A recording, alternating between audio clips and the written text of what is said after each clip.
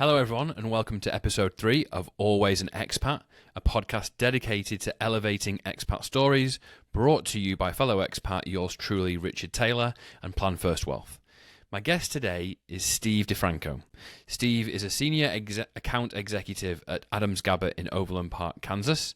Steve married an American and raised an American family and has built quite the life for them all here in Leawood, Kansas. And obviously, we're going to talk all about that.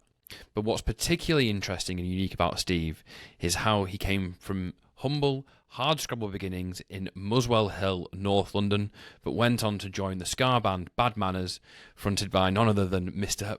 Buster Bloodvessel, I love it, as a touring drummer, and spent 10 years travelling the world with them. So there's lots to unpack here, and I know we're going to struggle to keep this one on time, so let's get going. But before we do, I just have to read a short disclaimer. Always an Expat is affiliated with Plan First Wealth LLC, an SEC-registered investment advisor. The views and opinions expressed in this program are those of the speakers and do not necessarily reflect the views or positions of Plan First Wealth. Information presented is for educational purposes only. So, without further ado, let's get straight into it. Hi, Steve. Welcome to Always an Expat. Thank you. Thanks for having me today, Richard. Hi. Of course. I'm excited to get into this one. This is a truly unique and interesting story. I always say I love expat stories because they are all unique and interesting, but this one is particularly unique and interesting. So, with that in mind, Steve, tell us your story. Tell us an abridged version of your story. We've only got an hour. Well, I kind of grew up in, I suppose, on a council estate in North London, Boreham Wood, in the 70s. And, I come from a family that was, like most families actually, broken. And my father was never in the picture. I can't believe my mum was 23 with 3 boys, a single mother, and living on the estates. And they're not the best places to kind of grow up. You're kind of written off as children on those estates a lot of times if you don't have a good network. And we kind of grew up like that. My dad was never in the picture. He was in and out of prison and kind of a bit of a criminal, to be perfectly honest with you, which kind of didn't help me or my family growing up. When you have a parent that's, incessantly in trouble and doing stuff like that, it kind of follows you around. Hence, I have a name change. I took my wife's name at our wedding some 27 years ago. And growing up in Boreham Wood, it was great. I mean, I had a lot of good friends there. We had a gang of guys that we would go around and pretty much menace the neighborhood and do all sorts of stuff like that. And but I found that I was really into music as a young kid, and I think a lot of those estates, you can have really big dreams, but those estates can really pull you down and drag you down, and you don't ever fulfill those dreams. You never really escape. It's like the coal miners' kids. They end up going back down the pit because their dad did it. Statistically speaking, I suppose I really shouldn't be living in Leawood, Kansas. I, went through school, pretty much quit when I was 15 or 16, just written off really in school. I mean, I was thinking about this morning because I've never done like a podcast and talk about it, and it's kind of a strange time. I was thinking about the teachers that had an impact on me. I had a teacher at Holmes Hill Secondary Modern School in Boreham Wood called Miss Woods, and I'd love to find her. And she was just really kind because my mother couldn't afford to give me a brass instrument back in those days.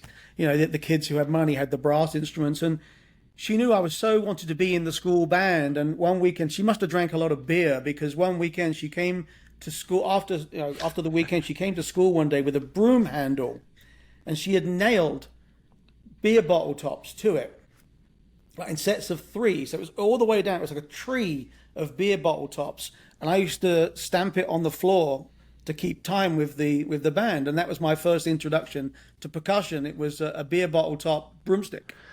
No way. So she would probably get a kick out of the fact homemade that, and she was the same lady would like when Freddie Mercury and Queen released Bohemian Rhapsody, she was the same lady that brought that 45 into school, and she made us listen to it back to back to back to back. And she just said, this will change the history of music forever. This is amazing. So I had a couple of really good teachers who cared for me, and a couple of dinner ladies who used to cuddle me and stuff like that, you know. But I find my mother remarried when I was about 15 or 16, and we moved to a really nice town called Harpenden in Hertfordshire. And it is a really nice town. I've got lots of great friends there, but coming from Boreham Wood and talking all like like a Cockney a little bit, you know, with the way I spoke, I didn't speak like I came. Harpenden's very posh. Everyone spoke with the, very, very well spoken people. I didn't fit in, and I would date girls, and I'm sure their parents thought, why has he brought the gardener home? And because I just didn't really kind of fit into the mold of there. So my mum remarried a great guy, and but I didn't fit in. I didn't fit into the family. I didn't fit in. All my old friends had gone where I grew up, and all my new friends, although some of them are really good friends still now, but I just didn't fit in at that time in my life, and went up to London, and just kind of just living in bedsits and living in kind of like just people's houses and living on the street a couple of times. And I met a guy. How old are you here, Steve? Sorry? How old are you here? How old were you when you moved to London? I was about 18 at the time. Sorry, didn't quite catch that. I was about 18 at the time.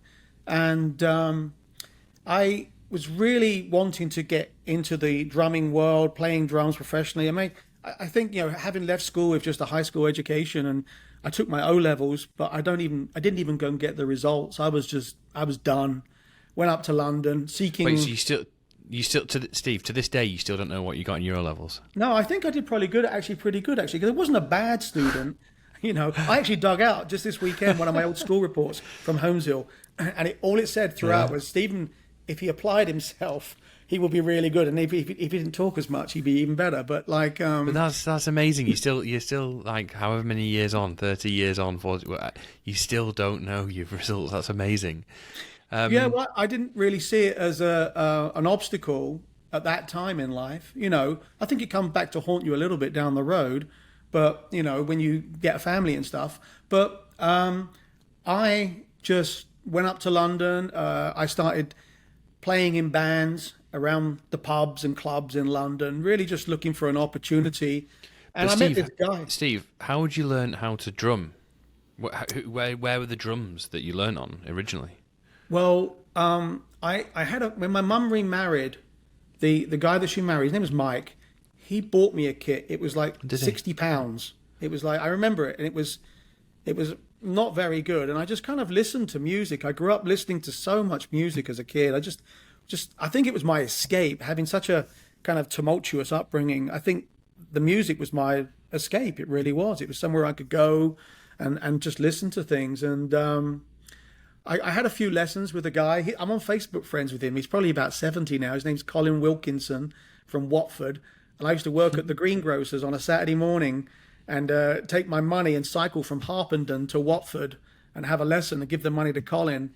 And I did that for a bit, but it just didn't really work out. And went up to London. I just listened to so much music. I mean, the first band I ever saw was Ian Dury and the Blockheads. I've still got the ticket. In about 78, 79, it was the Do-It-Yourself tour. And I saw Charlie Charles on drums, and I was like, I want to be that guy. I've got to be that guy one day. And Ian Dury was my hero growing up, and their music and everything. And I went to London, and there was a rehearsal studio, because no one has big, basements like I have here in America, where you can set up your equipment and rehearse when you feel like it. Back home, I think that's why England's such an amazing place for music. I think there's so much talent there, raw talent. And you pay to practice, so you really do work hard. And I think it's such a creative island. So, if you think about the geographical size of the UK or England in general, just look at the bands that come out of that tiny space. It's amazing to me. So I thought, well, part of it is trying to be in the right place at the right time. And I met this guy called John Dallaghan. He's like my older brother, and he's like my Arthur Daly. And he is. He's like my Arthur Daly. And so I used to go into John's studio. He had 6 arches in the Holloway Road, right by the tube station, and each arch was built out so it was a room and you could practice in it. It was like, I don't know, $3 an hour, $3 an hour, £3 an hour back in those days. And I used to go in there and ask him for a job. Give us a job. I haven't got a job. Give us a job. I haven't got a job. This went on for a while. Then one day he said, do you want a job? I said, sure. And he just said, you can make the tea, you can book the bands, you can clean the studios. And I'm like, can I sleep here too? And I used to sleep in the studio at nights, and I used to paint the arches at night. It was kind of fun, you know. And Steve, how long were you living there for? Well, I was in and out of there for about 6-7 months, but I was working there for longer. You were working and living in there. Yeah, I used to literally working for longer, but wow. I used to open up at 10 a.m. and shut at 10 at night. And when I wasn't doing a shift, I would use one of the studios to practice. And John was really kind. He helped me with my first drum kit. It was this amazing black Pearl BLX. I wish I still had it. It was beautiful. And but you know, I got to know John really well, and he was just really a great guy. We're still friends. I took my family to meet him in France a couple of years back, and but when I was there, bands would come in and say, "Hey, you know, we're auditioning drummers," and I'd ask, "Can I audition?" And I would also go up and down the corridor and listen to other drummers. There'd be like Keith LeBlanc from Tackhead, and he's amazing. And then I would hear like another guy who wasn't so amazing. I'm like, okay, well, I'm somewhere in the middle, and I got to get to this part. And I would listen, and I would like emulate and practice and just practice. And I bought books, and I taught myself, really, to be perfectly honest. And I would audition for different bands, and I would join about 5 bands. And then I would go around London, and there'd be nights I'd put like 3 bands on in a bar. I'd play for like 3 of the bands, or if I could, all the bands. But then one day Bad Manners came in, and Buster came into the studio with the band, and they said, hey, we're auditioning drummers today. We got about 10 guys showing up, and I was nobody. I was green. I played the local bar to like 10 people, 20 people. No one cares if you're there. And I said, can I have a go? And he's like, you play the drums? I'm like, yeah, I play the drums. He goes, do you know any of our music? I'm like, yeah, I've seen you on TV, So he said, come in right now. So I went in, first person in there at 10 o'clock in the morning. I played 3 songs. And I played Lip Up Fatty. I think I played the Can Can. And then they did a song called King Scarfer. And then during the day, all these guys came into the studio. And but they were like, I just finished touring with like Hazel O'Connor or, Toya Wilcox. And I'm just like, I'm out of that league at this moment in my life. I'm just a young guy. And that evening at 6 o'clock, Buster walks out and he just says, he gives me a cassette tape. He gives me a C90 and he says, here's 35 songs. Learn them tonight. Your first show's tomorrow. And I'm like, okay. So, it was kind of amazing. So I learned the songs, but I'd always had these like visions of what I would be doing when I knew I'd be on the right track in life, And so, for instance, being in the right place at the right time, being surrounded by music all day was one of my objectives. So I'm in the right place maybe at the right time. And then one of my visions was if a tour bus ever pulls up outside somewhere and I'm getting on the tour bus, I'm doing something right. And I had visions of one day being on a tour bus. So sure enough, the next day, outside Backstreet Studios, the Bad Manners tour bus, you can call it that, shows up. And I'm getting on it. And they're all doing drugs and hanging out. And I'm just like, got my little Sony Walkman on. And I'm just kind of sitting there hanging out. And I didn't even know where I was playing. I had no clue where I was going, nothing. And we get up into Derbyshire. And I asked, I said, where are we playing? They goes, we're the headline band at the Bulldog Bash. I'm like, and I didn't really know what the Bulldog Bash was back then, And there's like 35,000 people. And my other vision was, if I ever sit down on a drum stool, on a drum throne, and I look between the cymbals, all I can see is people, I know I'm on the right track. And I never forget, I walked up that ramp, having never rehearsed with them, 35,000 crazy people, and Buster, and it was just really crazy. Walked out and sat down on that drum stool and looked out, and all I could see was people. And I was just like, I'm never letting this go. I'm never letting this go. And, it's not like it was as good as it gets, but it was all the guys in the band, I think the reason I got the job in the band, I think that most of the guys in the band were like me.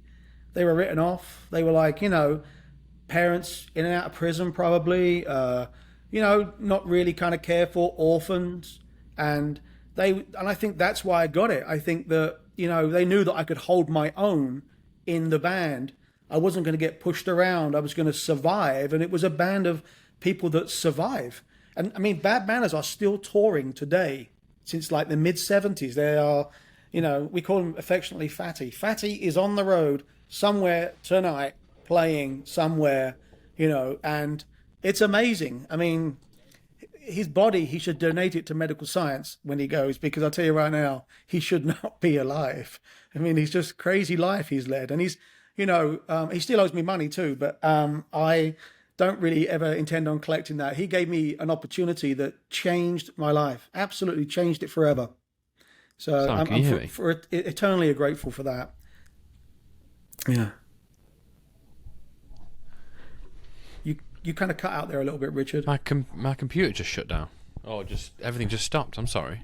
I've no idea. It's never happened before. Yeah, well, we still see and hear you perfectly fine. Still see? Yeah. Did I cut out? It kind of froze for a second there. Did you? But no if you didn't say anything, then that's everything went. No, I didn't say anything, but everything just went blank. We just got to you. Still touring 30 years later. You affectionately call him Fatty. Yeah, he is an amazing character because when all those ska bands like the Madness and Specials and all those guys, they kind of quit. He never quit, and I think and again maybe he didn't have the probably the money to quit, but they just kept on touring. And some of the great things were too about touring. I got to sit next to, you probably don't even know some of these people, but Judge Dredd. Judge Dredd was he was a legend in the 70s. And every song, I think, was banned by the BBC. And judging by today's standards, they are really kind of like nursery rhymes compared to what people put out today. And I used to sit next to Judge Dredd on the bus. And one of my favorites also was Rico from the Specials. The Specials featuring Rico, the song Message to You, Rudy. Rico on that trombone. He was an amazing character too. And we sat next to each other on tours on the bus. And even actually, I can't remember the guy's name. He was Terry's nephew in Minder, Mark. His name's Mark. Mark Farmer, maybe?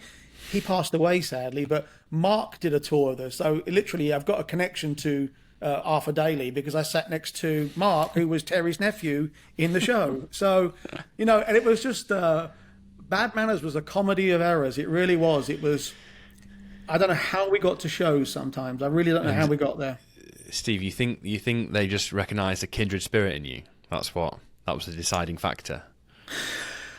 Yeah, I don't know, because the band was a real mix of cultures as well. We had guys from Jamaica, the Caribbean, the West Indies, St. Kitts, St. Lucia.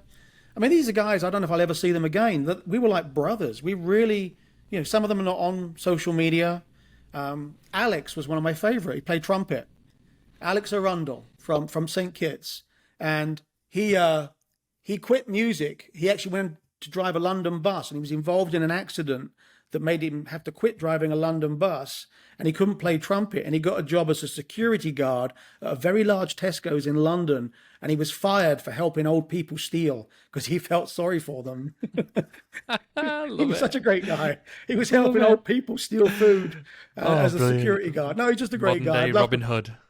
Yeah, I'd love to find him again. The saxophone player, Matt, who drank more than anybody I ever knew and played the baritone sax. Just amazing guys. And there's lots of videos online when you can see us all together. We had a really great band, really great touring band, very tight. And, doing 200 plus shows a year in 40 countries every year for the best part of 10 years. It will really bring you together. You'll really find out about, who you are and, and you grow up that way. Just before we go on to I'd love to explore the touring and stuff, but just a couple of things to reflect on. That moment when you've gone, in the course of 2 days, you've gone from working in a studio, hoping for a break, to getting on a tour bus and sat on your drum throne, looking at 35 to 40,000 people, having never practiced, having never played with this band. Yes, obviously exciting, ticking off like a vision in your head, but like also that must have been absolutely terrifying, no? Or were you just too young to even worry about that stuff? I think what was, excuse me, what was more terrifying for me was after the show, because no one said a word to me. So, yeah, that I sounds know. terrifying. It was because, I was just so hungry to, escape, to create a life for myself.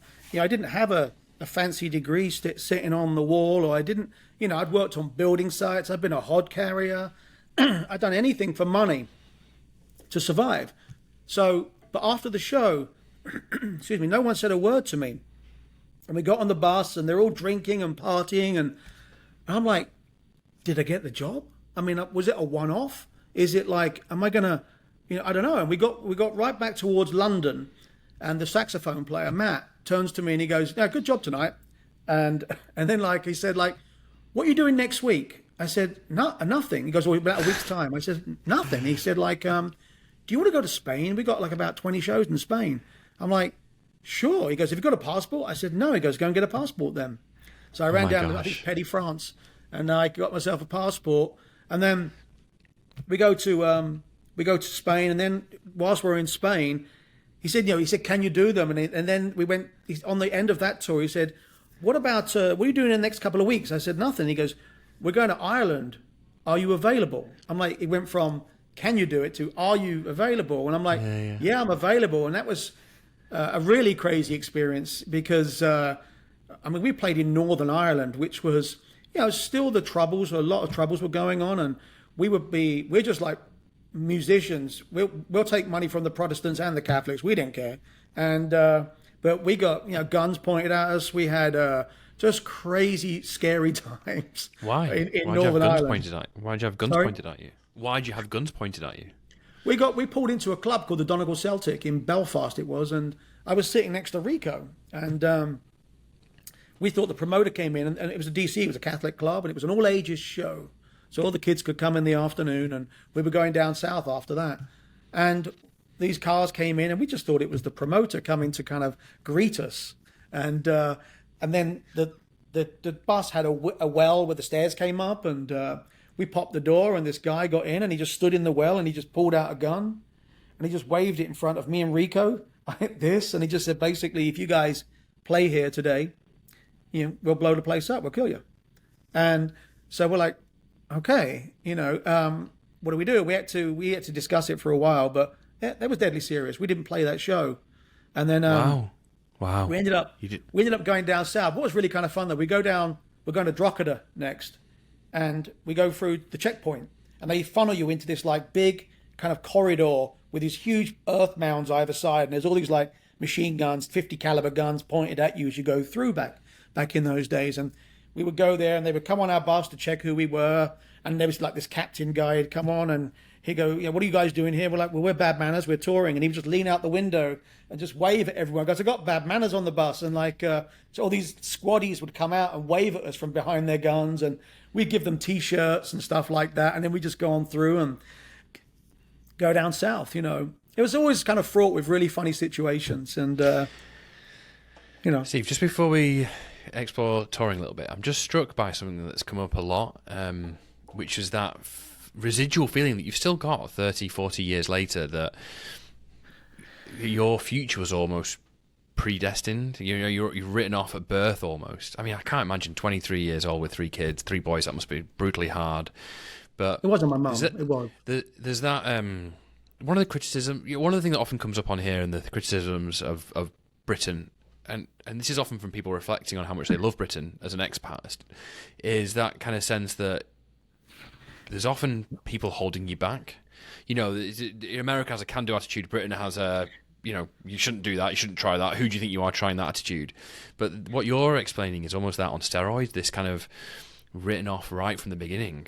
It seems to have left like a lasting impression on you. Well, yeah, I mean, I had good friends. I mean, I made some good friends and stuff like that growing up, but I think just the way we grew up and the stigma attached to, my dad and stuff like that, I think it just kind of, I probably was a sensitive kid, but I didn't really have a chance to be a sensitive kid. I used to fight all the time, because someone would say something about my father or my mother or my brothers and stuff like that. We would fight all the time as kids. So I think I became very kind of inward as a young kid, and that's how I found music. I think it was something that my dad couldn't take away from me, and no one could take away from me. I would just sit and listen to music all the time, and I truly believe that the music or music industry in general, it saved my life. I really do. I think I could have gone probably so many ways. I could still be carrying a hod, but I just didn't want that. I didn't want that. When I came to America, and having never really been here, that first time at the end of the Irish tour, Matt said to me, "We got 56 shows in 62 dates in America. Are you available to do them?" I'm like, yeah. When I got off that plane and came to the United States and just met so many nice, can-do, positive people who didn't judge me for anything, I was like, I could live here. I didn't think I would at that time in my life, but I was like, this is an amazing place. You really can make something of yourself here and change your life in this country if you really want to do it. And I was like, I don't know. I'd say predestined to be here. I suppose I was. Do you think that's a criticism that we can label, we can lob at Britain? Then maybe even now that we're born into a box and you're expected to stay there. Stratified society. I think there's a lot of that mentality. So, for instance, I have Facebook Live, just about everybody does, and I have. It's kind of funny. My Facebook page is kind of interesting because I have all of my Leeward friends who are all very lovely people, all very professional, all went to college. Literally, I'm probably the only one who didn't. Actually, my daughter, I took her to college on Saturday. She's the first person ever in my family to go to college. Wow, so well done. That's Congrats. kind of amazing. So, yeah. And I've got all my Leeward friends, and they're all fantastic friends, really great friends, all very professional. Then I have a lot of my Boreham Wood friends, where I grew up in Boreham Wood. And that's a completely different subset of people, wonderful people, hardworking, honest people, but they've never kind of escaped. Some of them have never escaped that area, and they've never really kind of taken a chance like I did. And then, so it's interesting to see. I mean, even the profanity in the two, it's amazing to see what people say from England to America on Facebook. It blows my mind, actually. But I've had friends who've written to me personally in Facebook and just, I don't know, just tell me how proud they are that I escaped. And about 15 years ago, Bad Manners were touring America and they came to Kansas City. And like an idiot, I said, you can stay at my house for a couple of days if you want to. And the whole band? Yeah. It was funny. They had the bus parked on my driveway and they're all like wandering off into the woods, smoking dope. I've got acreage on the back of my house. They're all smoking weed in the back of the woods. And it was great. But when they left to go up to Omaha, Buster, he was crying. And he just said to me, he goes, I can't believe it. He goes, you're the only person who's ever escaped Bad Manners. No one normally escapes. So you escaped your life in the UK and then you escaped Bad Manners. Well, I mean, you think about this too, though, because the music industry is fraught with so much temptation and craziness. And we saw guys ruin their lives with drink and drugs and then try and get married and then try and have a stable life and they just couldn't do it, I left, I moved to America, leap year day, 1996, with 2 bags of clothes and a bicycle and a dream to marry this pretty Italian girl from the Hill in St. Louis. And here we are 27 years later.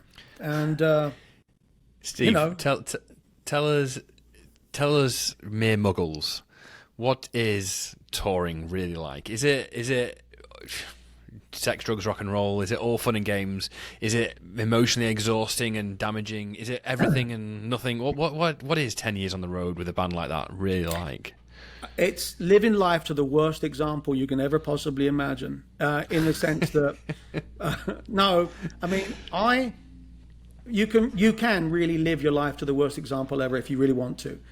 I was always like the guy that took photographs. I was always the guy that got on the other band's bus and rode with them to shows. When we had a band that toured with us, I would go and sit in their little bus and hang out with them, and to meet them and make friends and stuff like that.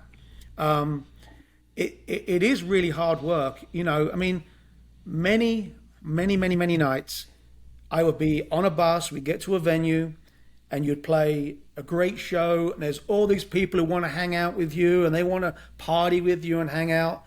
And many a time I found myself at 2:00 in the morning sitting on the edge of the bed on my own.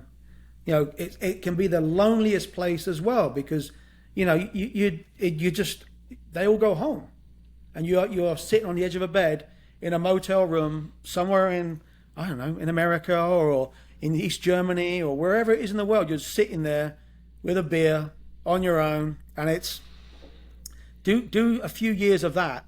There's more times you're sitting on the end of the bed alone than you are not. Really? And so I think it changes you, and I think you also grow up. You know, I was in my, you know, by the time I hit 29, I was a different man than I was when I was 20. Yeah. So then, how did you escape that, and how did you come to America? Are they one of the same things? There was a couple of things that happened on the road that one of them was pretty instrumental. I just started to change. I thought that, you know, I'd had a crap life with my dad and stuff like that, and never, you know, and I think that I wanted to be a dad one day. And again, I visualized what a dad might look like in my mind, you know, not having had one that was in my life, but I visualized what I would do if I was a dad. And I visualized, and then I also saw that I'm not really on the right track to do that. And there was a few things that happened on the road that made me realize that these are not the people I want to be around anymore. I don't need this anymore. There was a guy that came on tour with us. I wish I could find him. His name was Scott. I don't know his last name. And he wrote a journal. And he wrote it for 6 weeks, because back in those days, people didn't have laptops like we're using today. And he wrote it for 6 weeks. And he said to the guys at the beginning, you know, this won't impact any of you. There'll be nothing in my journal that will ever get back to anybody you know. It's my personal experiences. And we got to Portland like 5 weeks later, 6 weeks later, and the guys in the band, 2 of them, drunk, burnt it. And yeah, you know, stuff like that goes on, because people get so paranoid on drink and drugs, and it gets crazy. And a fight broke out on the bus, and because the American guy who's from New York City, he hit the saxophone player, and then the 3 English guys got up to fight the American guy, and I stood beside the American guy with another American guy, and we were just bigger than them. We kicked their ass. So they backed off. But it was a defining moment for me. It was like, this is not who I am as a person. This is not what I believe in as a person. And so there was things like that happened. And then I moved out to, I took some time off and went out to San Francisco, and then kind of I had an H-1B visa, and I didn't want to mess it up. And I started, I was in San Francisco for about 3 or 4 months, then started kind of migrating across America with a friend, and just hiking and just traveling across the United States. And I got to Kansas City, and my friend who lived here had a barbecue. I didn't know KC was a big barbecue town back in those days. And he invited some of his friends over, and in walked this 20-something-year-old Sicilian girl called Grace. And I was immediate. I went, I'm going to marry that girl. And I convinced her within a week. That's probably why I've been in sales so much. I convinced her within a week that I'm going to come back and marry you. And then, you know, we proceeded to have this relationship, long distance back in those days. I'd fax her from Germany, like, you know. Or why did you go back on tour? Yeah, I went back on tour for a bit, and I went on one last tour. But I went back on tour, and then I flew her over. I bought Grace a ticket to come to England, leap year, 1995, Christmas 1995, and we got engaged at Big Ben, New Year's Eve, 95, 96. And then I went on one last tour, and that was it. You know, we just basically, in that whole period of time, we wrote stacks of letters to each other every day. We wrote letters and we made cassette boxes. We, decoupaged them, and that's how we got to know each other, through our music tastes and everything. And I would get per diems on the road, and I'd go to the nearest phone booth and stick my food money in the thing and call her at work at Eden Alley on the plaza here in Kansas City. And then I went home. I gave away everything that I had. I grabbed 2 bags of clothes. I went to see my mum. Said, I'm never coming back. Well, not ever, but I'm never coming back. This is it. Yeah. And then I remember leap year day, 1996. I called a taxi. I was in Portobello Road. I threw my bike in, 2 bags of clothes, went down to Heathrow Airport, got on a plane, and never looked back. Really? I had 15. And after all that touring, I only had $1,500 in my pocket, because I was a paid musician. I wasn't I wasn't like the superstar, the Buster. I was a hired gun. I earned $120 a night or wherever it was. I got paid, and I lived off that money on the road too. But it didn't matter, because it was a vehicle. Does that I get you, I totally get your point about it being a vehicle and you seeing it that way. But I'm interested, does that imbalance or disparity create any tensions or difficulties within a touring band? I don't know. I'm sure it does at some point, but I was just having the time of my life. And, honestly, many a nights, the guys get really messed up. I'm trying not to swear here, but they get really messed up on the... Swear away, don't worry. They get really messed up. And I'd come on the bus, many a times, and I'm honest. And I'd find $20,000 in cash rolled up on the floor, and I'd give it back to Buster. Or many a times... we were in New Orleans one tour, and he decided to put, I think it was about $30,000. He wrapped it in a towel and put it in one of those squash, towel racks you squash towels into.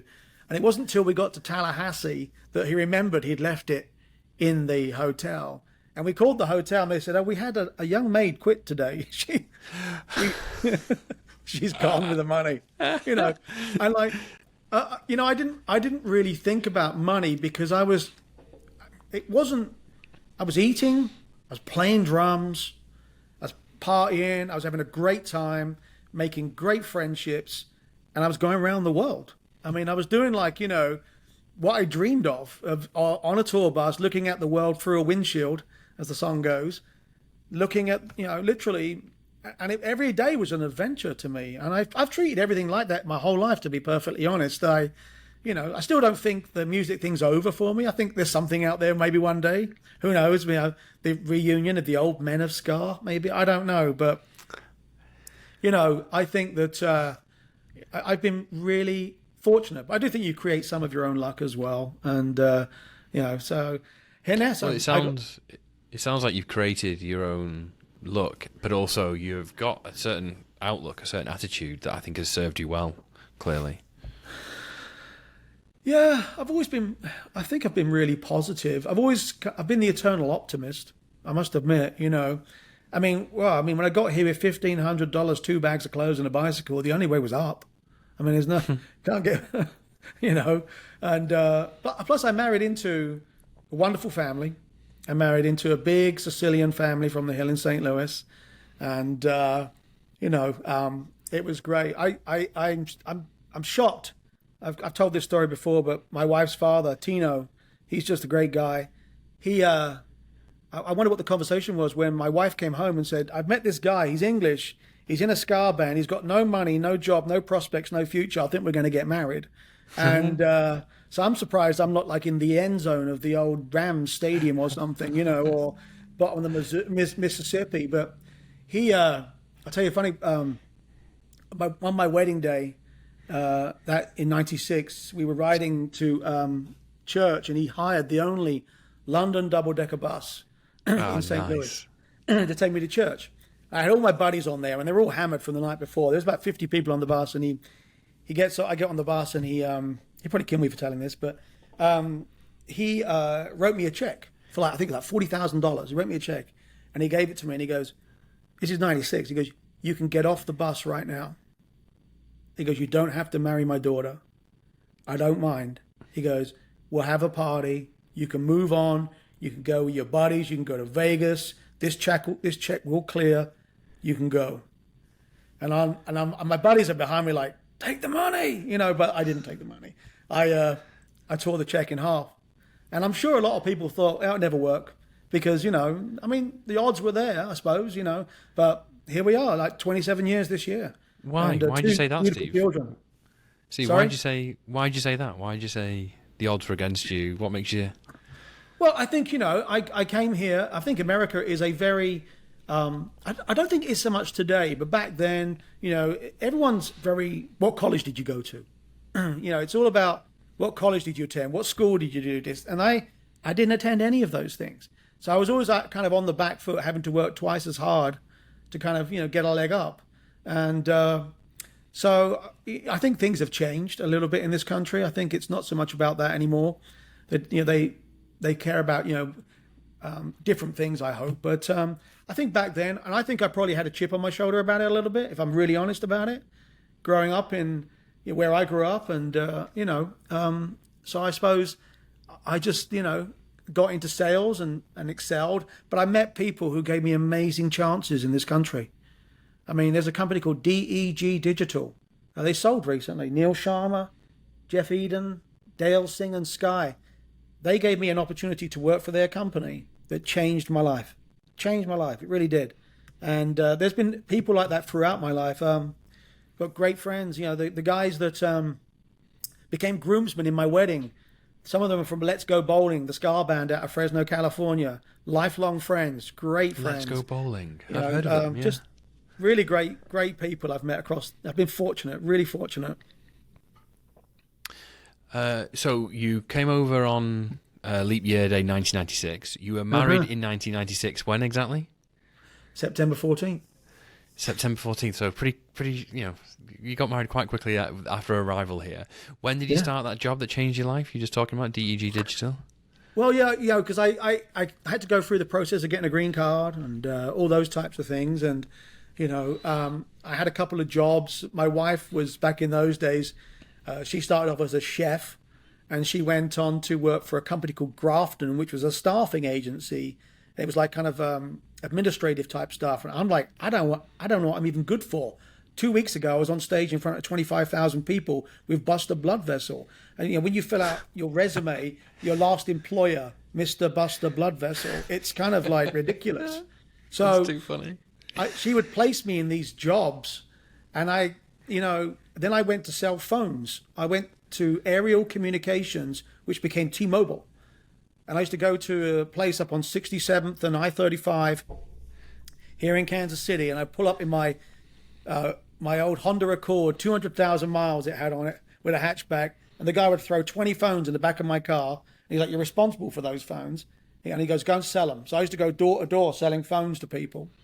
And then I met a guy who had a little studio selling area rugs to the trade. And we became friends, and he said, come and work for me. And then I worked for him, and we grew it from like this one little room to about a 10,000 square foot showroom. And then 9/11 happened, and the bottom fell out of it, and I lost my job. And then my buddy called me up. He says, have you ever sold websites? I'm like, no. He goes, do you want to? I'm like, yeah, I'll do it. When can I start? So I literally went downtown, and the guy said, his name's Dave Bennett. He goes, there's a phone, there's a laptop, go and sell websites. So I was like, you need a website? And I would just sell back in the day, and that's when I met the guys from DEG. It just kind of meandered. And the guy who owns DEG, Neil Sharma, was a huge fan of Bad Manners. And his first ever concert was a band called Let's Go Bowling, who were in my wedding. It's such a weird life, And his first concert he ever went to was a ska concert at the Outhouse in Lawrence, Kansas. And I was at a party about 10 years ago in Fresno where I told them about Neil. And one of the guys at the party had a photograph of Neil when he was 16 on his laptop. I mean, there's all these small world coincidences that have kind of gone through my life. And so people have really been kind to me in America, really kind. Sounds like America's changed your life. It did. It really did. I live in a lovely neighborhood, and if you'd have said to me like 20 years ago, if someone had said to me, Leewood's a nice neighborhood. It is a nice neighborhood. would you live here? I probably would have said yes, but I would have figured out how to do it. I'd have just kind of figured out, okay, how do I do it? Figure things out. I just kind of figure things out. I've always been that kind of a person. I'm always kind of just jump in and swim like crazy, and I know if it's a good thing or a bad thing, but it's kind of served me well. But also, my mum raised me with the basic tenets, yes, please, no, thank you, respect your elders, respect everybody, do the right thing, don't lie, don't cheat, don't steal. I mean, they're the things that I think are missing a lot of times nowadays, So I think those things are important. They're important to me, and I've raised my children that way too. You've touched on it a little bit about the difficulties of your background compared to what people were expecting here. What was life like adjusting to America? How did you find it? Did you slip right in? Did it take time? Are you there now? Do you still feel like an outsider sometimes? Well, I think I think it was difficult at first, and I think I was really hard-headed about a lot of things. I'd been on the road for years, lived out of a suitcase. It was a really big adjustment, but it was one that I really wanted. And I think it was really hard for me for a long time to adjust. My wife would probably tell you that. I used to sleep sitting upright because I was on the bus. I'd like to sleep. No, she's like, really? "What?" Yeah, I would sleep up because I was just like, and I also, and we started off married life literally in one room in a house. It was kind of funny, and I had all my clothes in my suitcase still. She's like, you can unpack your bag, it's like, but I think that, again, I surrounded myself, I didn't go looking, I've been fortunate. I surrounded myself with people that were way smarter than me, but also very kind people. I've got a tennis group I play with every Saturday and Sunday. The nicest bunch of guys you'll meet, and they're all very, very professional people, and they all do great things. And and I've got my friend Scott Stillman, his name is. He's become like a brother to me. He kind of just guided me. He kind of helped me kind of over some of the hurdles that I was experiencing, and he'd come and meet me and talk to me and say, "You're doing that wrong."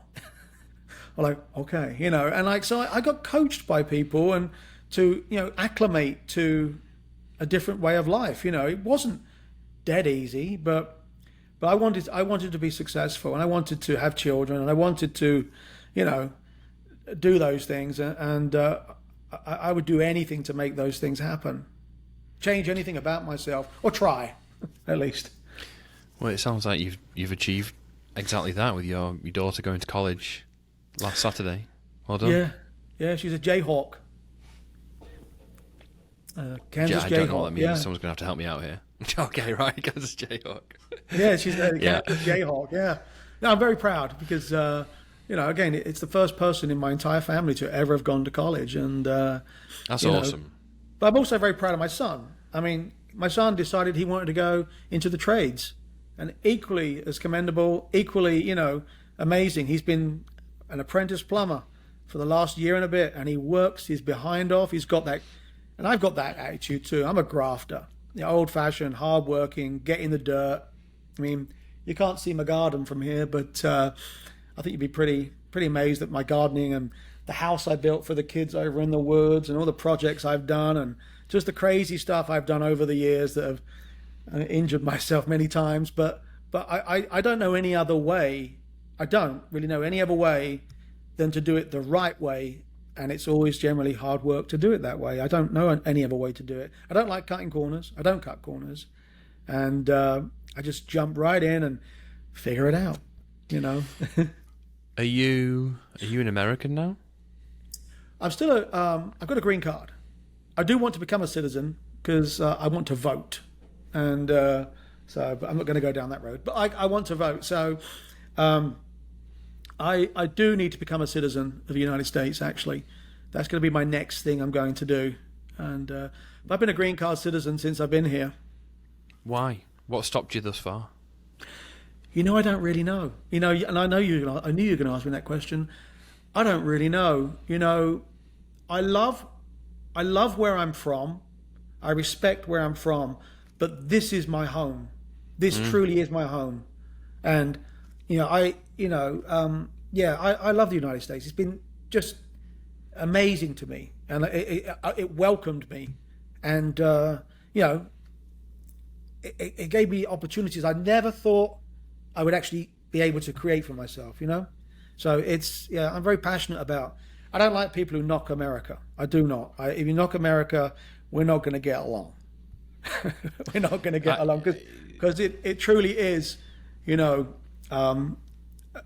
every place has its faults. I mean, I'd like to drop some of these people who knock the United States. Go and live on the council estate for a few weeks.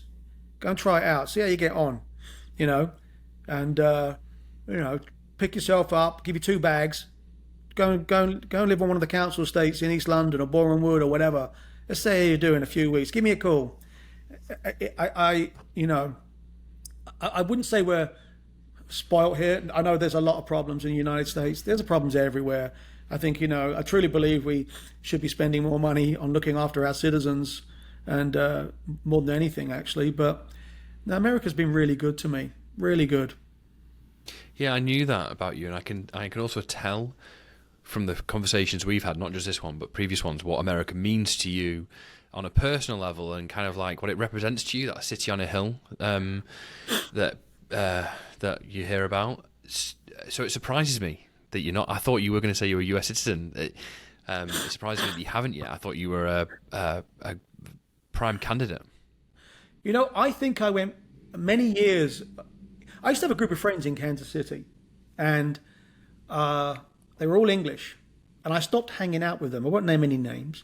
I stopped hanging out with them because all they wanted to do is go to a bar, drink, and be obnoxiously loud, as English people can do, right? And I'm getting triggered because that is such a thing. Yeah, and I was like, this is not me. I mean, one of the guys sadly has passed away, and he was one of my favorite guys. He really was a nice guy, but he would literally on 4th of July, he would hire a redcoat outfit and go out drinking. And no, that's not cool. He was a military guy. He was a Navy gunner. Great guy. Guy. But I just got tired of all that mentality, that British, mentality. I love being English. I love so many things about where I come from. Even the bad stuff I love. I don't hold grudges ever about anything, Yeah. But the bottom line is I that's not me, It's not good to be that way anymore. Oh, no, Steve, I was that way for a while. I grew up in that kind of culture. I was just wherever we went to get pissed and be obnoxious. And then I moved to America, and then I moved to Dubai and did the same thing in Dubai. Then I moved to America, did it for a little while in America, but it was not well received. So then step back from that, and then a few years on, looking back at it, you're like, oh my God, that is just it's just so embarrassing. It's so cringeworthy. It's so obnoxious, to use your term. And then recently we went, very recently, May time, we went on holiday to Mexico, and we were in a resort. It was half Brits, half Americans, and for the first time we wanted to be thought of as the Americans, and it was really we haven't been. They were northern as well. They were from our part of the world. We haven't been around that many Brits from our part of the world for that long period of time, for many years. My wife was completely triggered. It was tough, and it's exactly the behaviour you're talking about, particularly on the arrival day. That was a worse day. Oh yeah, I can, but there are certain things like, about England that I miss from the standpoint of social, in the sense that, if I was to sort of walk out of here right now and go to a bar, maybe, depending on the bar, but most bars, and I just walk up to somebody and start talking, they'd be thinking like, who's this weird guy coming up to me? Yeah. Whereas in the UK, I grew up talking to the old soldiers and the old ladies, and just sitting there in the pub, and we would all really be very communal and have fantastic conversations. And it didn't matter where you came from or anything. The pub was a place you could go and you were accepted and meet people, and I do miss that side of England. Steve, it's like I 100% agree. And I tell people who I work with, it's like our church. I don't go to church, but going to the pub, was like our church, and I've never lived somewhere where I wasn't within walking distance of a pub, and now I do, and I cannot tell you how much I miss it. Not being able to just walk into a pub and have a couple of beers with a crowd where the people know your name. It's really I really miss it. I don't miss the flip side of it, which is the culture you described, and then I've also experienced recently. I do not miss that, and looking back on it, I'm really quite ashamed and embarrassed about it. But I truly miss that aspect of British life, which is the pub as like a part of the community. No, I agree. My brothers, got two brothers. They play rugby in Harpenden, and I played for St Albans for a little while, but I used to enjoy that and the guys and just hanging out after. But a lot of times it would all go pear shaped about 9 o'clock, and it just gets out of control. And I've been on trips, and it just gets obnoxious just to be British. And I'm like, I just don't enjoy that anymore. The behaviour is really louty. Like it's kind of, and it's all accepted, and I just can't believe with that. Now I've kind of got out of it. I look back on it, it's kind of unbelievable that it's accepted and just part of the culture. But yeah, I'm glad to be out of that. Tell me about the future. What's going? What are you? What's in the? What are your plans? Kids are obviously off your hands largely. I see a drum kit behind you. Yeah, I still play. I love to play. It's like your life has different shapes, and this is not so much of a big shape, part of that shape in my life right now, playing. We just got Poppy. My daughter's name's Poppy, like the flower, and she just went off to university. And David's kind of finding his feet, and he wants to. He wants to leave home. I can tell. And me and Grace are. At that point now, we're sort of reflecting a little bit. It's like, well, what next? It's kind of fun, actually, in many respects. We both work really hard. We both love to travel. And we always kind of joked, it's like any relationship, we had two children. One did dance, one did soccer and dirt bikes. And as a couple, you kind of go like this. She goes to dance, and I go to soccer and bikes. And then the kids grow up, and then hopefully you meet at the end. Somewhere there, relationships kind of go that way, where they disappear from each other. But we're sort of coming back together, and I'm late 50s now. I don't want to work all my life. I know Grace doesn't want to work all her life. We want to enjoy what we've worked hard for, and do some trips and just take some time together, because I've really loved raising my kids.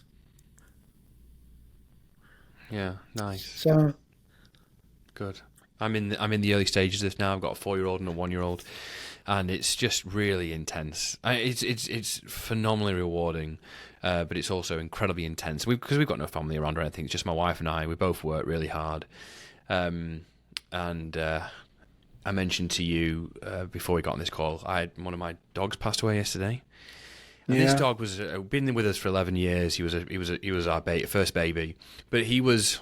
He had struggles towards the end of his life. He had very, very poor control of his bladder and other bodily functions, right? So we've got a 4-year-old, a 1-year-old, a dog who's just creating absolute havoc all the time. And I tell you, now he's gone, what I would do to stand in one more puddle, I tell you right now. And it's kind of given me another appreciation for where I'm at right now. And I think I'm much better at this than I would have been already, living in the present. But I tell you, it's given me a resolve to just try and enjoy the struggle. It's part of the journey, and I know the more effort I put in now, the more I'll get back in the future. Yeah. Yeah, I got a couple of bands I play with locally, just around town. It's really good fun. They're good friends. We write all our own music, and that's kind of fun to do that. Just because you're writing original music. You're not just doing, the theme from Friends and 20 other covers. We do a lot of covers and stuff like that. And so I really enjoy that. I don't think I'll ever stop playing. And although I got too many drum kits and too much stuff actually. Well, I think I do, but no, I enjoy playing still. I really, I throw myself into it like I'm 25 still. I ache so bad the next day after shows. I still play. It's a physical experience, isn't it, drumming? Yeah, and I'm really physical. And I'm a pretty physical person, so I really throw myself into shows, and I don't really pay for it, but I do get pretty beaten up, But I love it. I absolutely. I don't know how to do it any other way. If you said, Steve, could you play like kind of that part, like really quiet, and I'm like, I could. But it's like, it's not me. I'm full on. I grew up with, punk and new wave and ska, and I love really kind of fast, powerful ska music. Good. Do you think you'll stay do you think you'll stay where you are? Do you think you'll stay in Kansas City? Or could you see yourself moving elsewhere? I think we will stay here. My wife's got family, obviously, in St. Louis, so I think we'll stay in Kansas City for the foreseeable future. Probably downsize at some point. We've got quite a big house, so it's way too big for two people. To be perfectly honest, but but I don't think I could sell it right now because I could buy half the house for twice the cost and a 7% mortgage rate. Where that'd be kind of silly. But I love my neighbors. They're really great. They're all getting kind of old. I'm getting old, but they're getting really old. And but they're all just really. Actually, there's a couple up the street. They just sewed my face up for me about 6 weeks ago because I went to the gym and I threw one of those great big. I thought it was a medicine ball, but it was actually a bouncy ball, 20 pounds. And I was just tired from work, and I threw it with all my might down, and it came back and broke my nose and split my nose. And so I'm lucky. My neighbor. Oh my gosh. Yeah, but my neighbor 3 doors up, she's a facial plastic surgeon, and she sewed it up at the kitchen table. Gave me a glass of whiskey and sewed it up at the kitchen table. Oh, you're kidding me? No, yeah, she's great. For real? Yeah. Yep. Oh, brilliant. Yeah. Brilliant. So I got good neighbours, and it's a great street to live on. I made great friends, Yeah, I do. I've got great neighbours as well. Steve, this is a podcast about being an expat in America. One of the themes that always comes up is the American dream. Right. It means different things to different people. Gets some people rather upset. So I'm going to ask you, what does the American dream mean to you? It's hard to say. I don't think it's about money, and I don't think it's about the house I live in. I don't think it's about. For me, I think it's going to be hard for me to say it actually.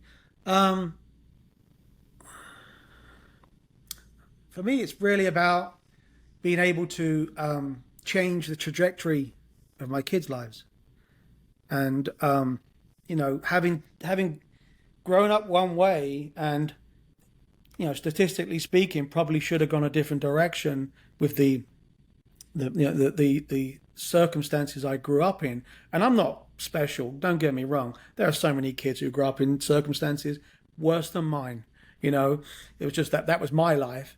And so for me to raise kids and to, that's been my dream, and to send 2 people out into the world the opposite of everything I ever known. My wife calls me George Costanza all the time because I do everything, and I refer to George Costanza episodes in Seinfeld all the time, and there's the one when he does the opposite. I've always done the opposite of everything I've ever known.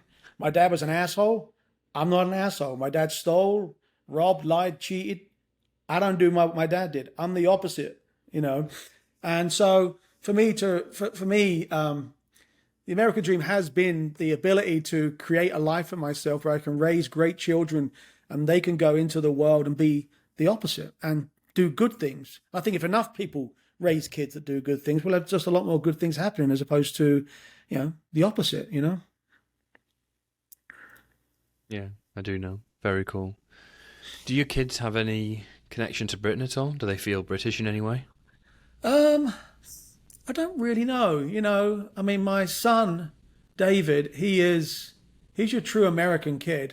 I mean, he's out there, sending me videos on his back wheel on the highway, and, he's out there hunting and, he likes shooting. He's got his truck.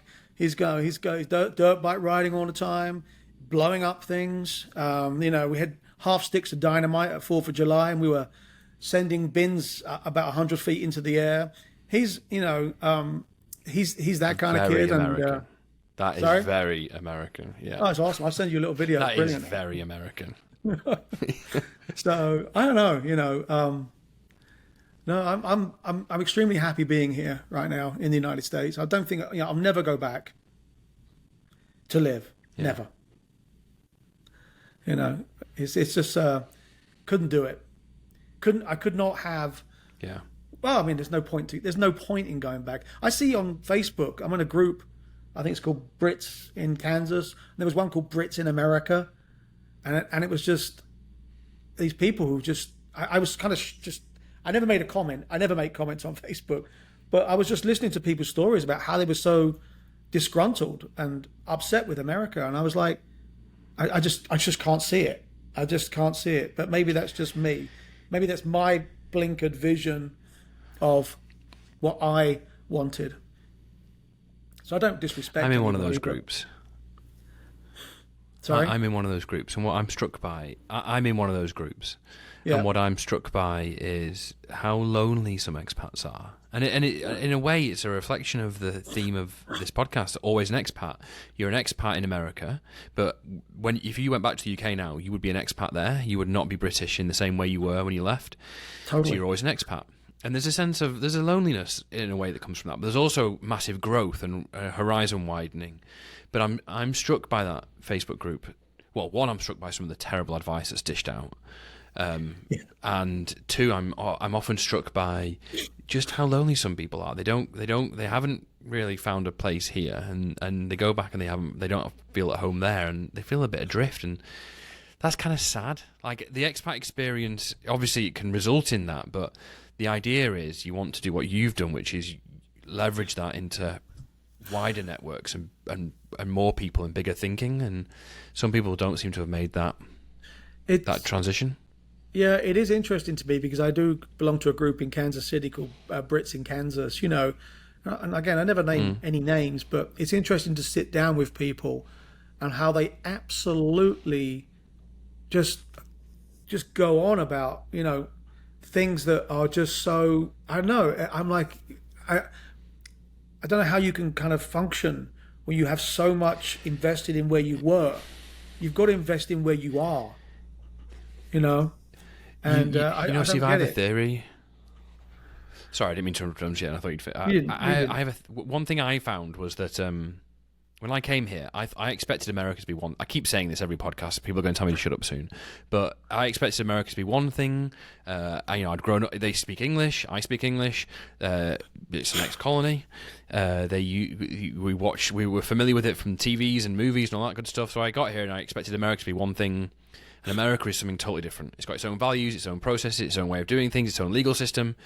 And I found that really, really hard. And I resented it, and I bitched and moaned and whinged for a long time. And then eventually, once I realised I was here for good, I'd got a career, I'd got a job, I'd got kids, I'd got a house, I kind of just gave up on all that and said, right, I'm just going to stop fighting it. I'm going to relax into it, and I'm going to meet America where America is, because America apparently isn't going to change for Richard Taylor.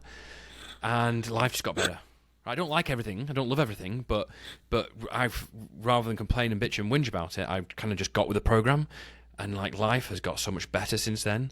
And I just think that a lot of these people have never actively made that decision. I still want it to be Little Britain or Big Britain. Yeah. No, I agree. I mean, the amount of people who come up to me at these events I go to, and they say, "Where can you find the best fish and chips?" I'm like, yes. I am that guy actually, though. But yeah, yes. But I'm like, but